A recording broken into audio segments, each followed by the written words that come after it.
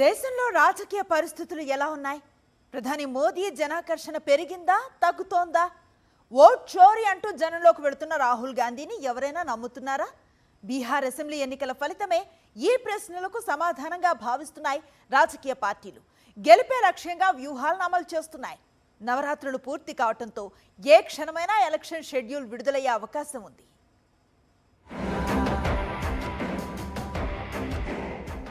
Bihar assembly ఎన్నికలకు election commission కసరత్తులు తుది దశకు చేరుకున్నాయి.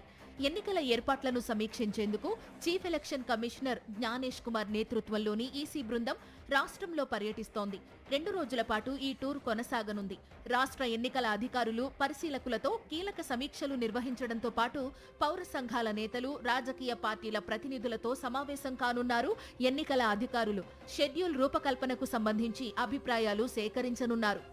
సీఈసీ బీహార్ పర్యటన ముగిశాక ఏ క్షణమైనా ఎన్నికల షెడ్యూల్ విడుదలయ్యే అవకాశం ఉంది. సోమవారం షెడ్యూల్ ప్రకటిస్తారని సమాచారం.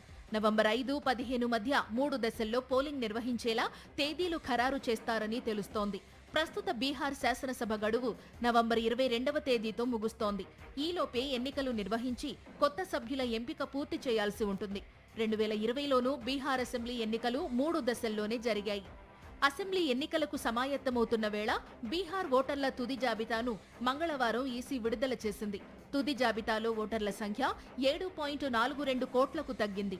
అంటే ఎస్ఐఆర్ ముగిశాక 47 లక్షల మంది పేర్లు తొలగింపునకు గురయ్యాయి. వివాదాస్పద ఓటర్ రోల్ స్పెషల్ ఇంటెన్సివ్ రివిజన్ను విపక్షాలు తీవ్రస్థాయిలో వ్యతిరేకిస్తున్నాయి. దీనిపై సుప్రీంకోర్టులో విచారణ జరుగుతోంది.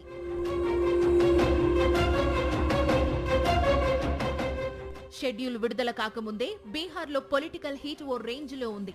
ప్రధాని మోదీ వరుస పర్యటనలు చేస్తుండగా సీఎం నితీష్ కుమార్ సంక్షేమ పథకాలతో ప్రజల్లోకి వెళుతున్నారు.